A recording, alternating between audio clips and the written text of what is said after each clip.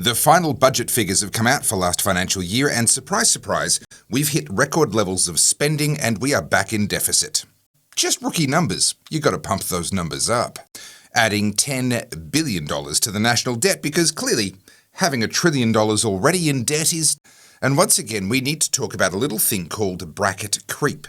What it is, why it matters, why politicians love it so much, and the flat-out lies that we're being told by our government about bracket creep and the budget. Bracket creep is a perfect example of a problem that the government could solve with ease, but they don't want to, because it is more politically advantageous to them to keep applying band-aids that don't actually fix it. But then they can apply more band-aids in the future. My name's Topher, this is the Topher Project, and I help busy people like you to make sense of the nonsense that surrounds us. And there is a lot of nonsense when it comes to the budget, the deficit, and tax revenue. I am 100% viewer supported, so please help me to keep the Topher Project going by buying me a coffee via the button at topherfield.net. And if you like my videos, then you will love my books, my DVDs, and my merch, which you'll find at goodpeoplebreakbadlaws.com. Now, if you've been following me for a while, chances are you've heard me talk about bracket creep before. But even if that is you, stick around, because for the sake of anyone new around here, yes, I am going to cover what bracket creep is and all of that. But at the end of this video, I'm going to show you why the politicians don't want to fix it, and why, in their own words, they would rather keep applying band-aids instead of doing the surgery needed to fix this problem once and for all. This is the perverse incentives of politics at work. I talk about that in my book, and regular viewers will have heard me say that politicians don't benefit from fixing problems. They benefit from promising to fix problems and then not fixing them so that they can make the same empty promise again next year. And nowhere is that more true or more obvious than in bracket creep. What is bracket creep? Well, Australia has what's called a progressive tax system, which means that the more you earn, the more you get taxed, not just in absolute dollars, but as a percentage of your earnings. We do this using tax brackets, and I'll illustrate them here with my new best friends, my poker chips. In Australia, the first $18,200 of your income does not get taxed at all. That's the first bracket, also known as the tax-free threshold.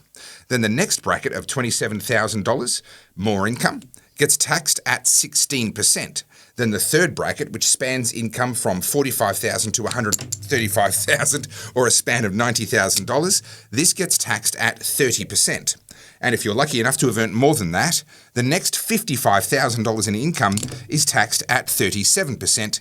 And finally, if you're lucky enough to earn over $190,000 in a year, wouldn't that be nice, you get taxed at $45,000. So what I've got in front of me here is a hypothetical $250,000 income. I know, we can dream, just humor me here.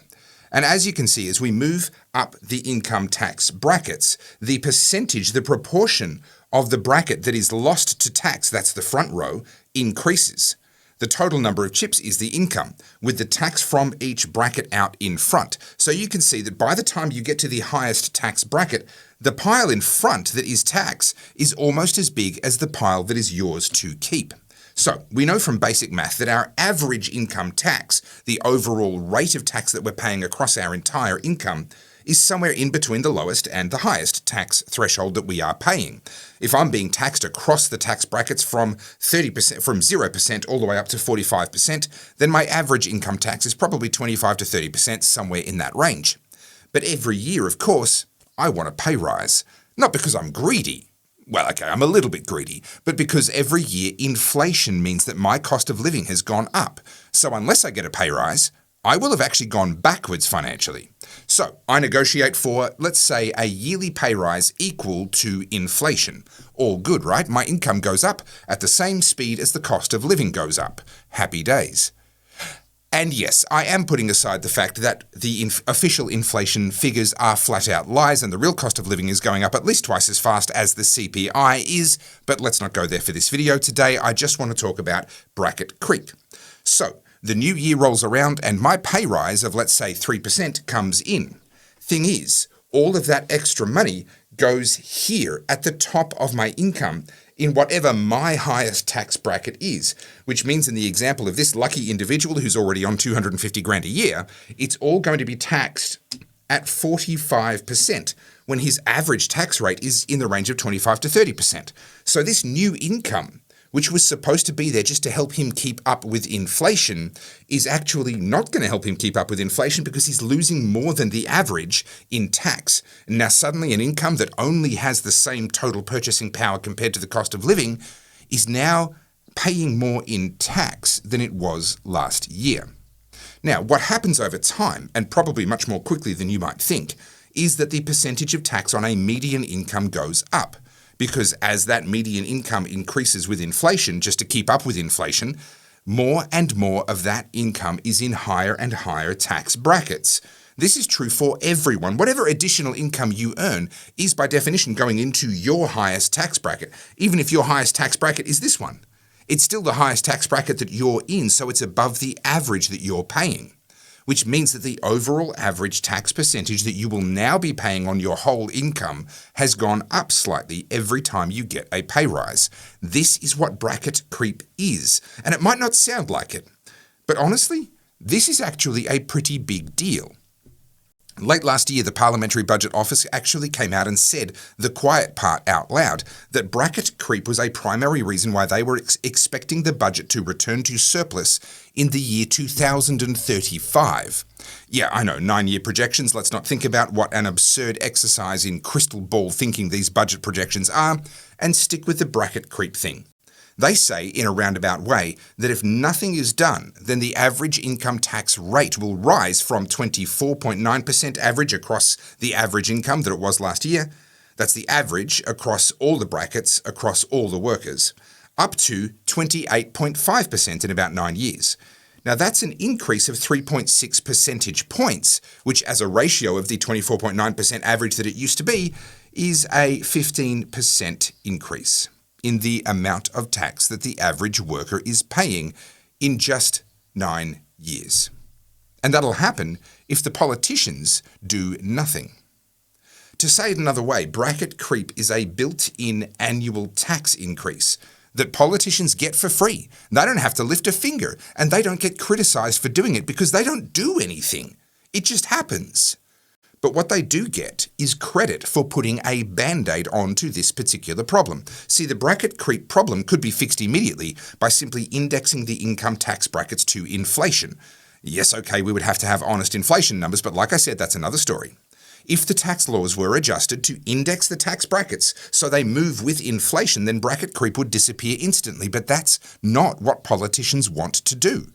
Oh no, they have a much better idea. See, if they actually fix a problem once and for all, they only get credit once. But if they keep putting a band-aid on that problem year after year after year, well then they can get credit for it every year, or at least as often as they want to apply another band-aid. Now perhaps you're new here and you don't believe that they would be so cynical. Well, hear it from Treasurer Jim Chalmers himself, as quoted in this article by Shane Wright, published in the Sydney Morning Herald. We are enthusiastic about returning bracket creep where we can afford to do that. We've shown that willingness not just on one occasion, not just on 2 occasions, but on 3 separate occasions, he said. You got that? They're not enthusiastic about stopping it from happening in the first place. No, they wouldn't get enough credit for that. They're enthusiastic about returning it, meaning giving some of that bracket creep back after they took it. And because bracket creep happens every year, hey presto, they get to return some every year and get credit for it all over again. Now, what is it that he's done? What's he talking about in that quote? Well, he's spruiking the income tax cuts which they legislated last year before the election, which don't even come into effect until next year, and won't even erase the amount of bracket creep that will have happened just in the meantime between when the legislation was passed and when it will come into effect.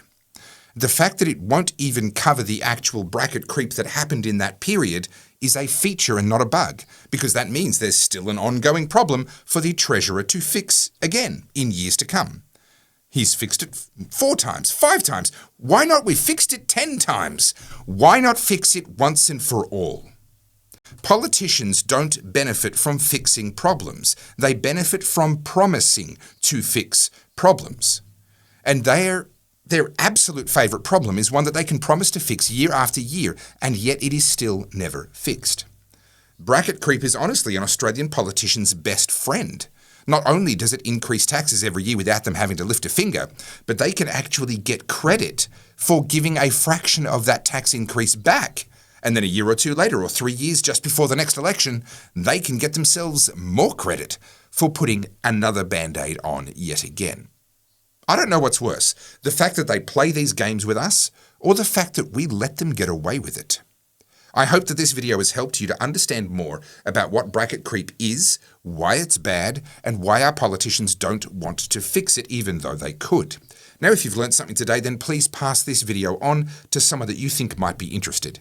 And if you'd like to help me to keep making more content like this, then please support the Topher Project by buying me a coffee via the button at topherfield.net.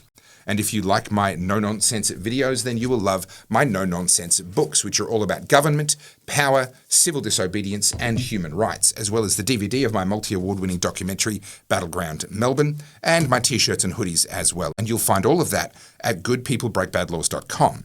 Thank you for watching to the end. Please like, comment, subscribe, and as always, think free.